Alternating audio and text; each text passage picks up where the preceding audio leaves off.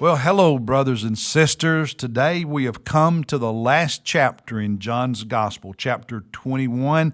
I hope you have been blessed reading this account of Jesus' life. I've enjoyed it and looking forward to tomorrow, starting in the book of 1 Timothy. So go ahead and be reading chapter 1 before tomorrow. But today we're in John chapter 21, and there are many things I could write about, talk about from this chapter. But I want to focus on Peter. Two different things about him. One, in verse 7, I'm just tickled and encouraged by Peter's enthusiasm to be near Jesus. Remember, he and the disciples had been out on the lake fishing all night, hadn't caught anything, and the following morning they see Jesus on the beach. And when they realize that it's him, rather than waiting for the boat to reach shore, Peter jumps out of the boat into the water and begins swimming because he's just so eager, so excited about being near Jesus. And I love that. You can say what you want about Peter, but he was passionate. Whatever he did with passion.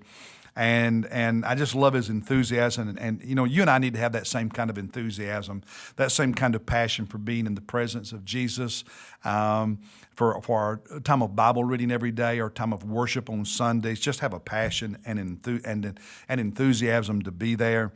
The other thing, toward the end of the chapter, verses 18 and 19, here's what I want to talk for just a moment.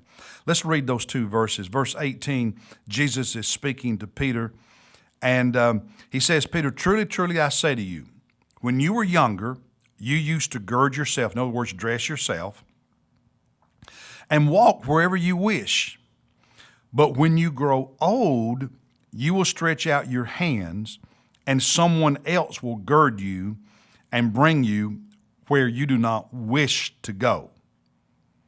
He's talking about the way Peter is going to die. Verse 19.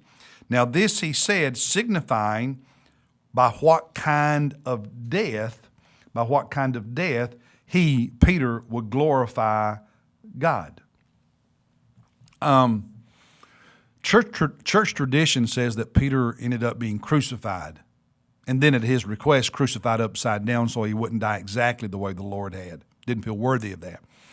And Jesus is saying, Peter, the day is going to come when you are older that people will gird you. They will bind you and take you where you don't want to go.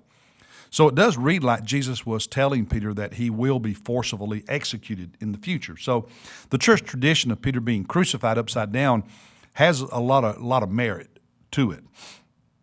But what struck me was John telling us in verse 19 that in telling Peter this, that Jesus was signifying the kind of death by which Peter would glorify God. Now think about that. The kind of death Peter would suffer in order to glorify God. In other words, Peter was going to glorify God in his death, in his martyrdom.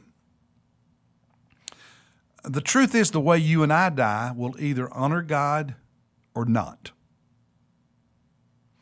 Do we face death with sorrow, yes, but with faith? And do you know that the most important thing we can do to honor God in our death is to honor God in our life? Because what people really think about us when we die, not what they say at our funeral, because you all know people lie at funerals. We make everybody out to be a saint, even when they weren't. Now, if they have a lot of great things to say because they're true about you at your funeral, that's beautiful, that's wonderful, that's powerful, it glorifies God. But what people think about you in their own minds when you die, and what people say about you in the privacy of one-on-one conversations when you die, that's when we know whether or not your death honors God. And if you want those honest conversations to honor God when you die, then you have to honor God while you're alive. Because if you're not honoring him with your life, there's nothing they can say when you die that honors him. So how do we honor God by our death? By honoring him in how we live. Are you doing that? Are you honoring God by how you live? And if you died today, would Jesus be honored by the things people say about you and your relationship with him and how you live as a believer? Honor him in your life so you can honor him in your death. Hey, God bless you, and I'll see you tomorrow.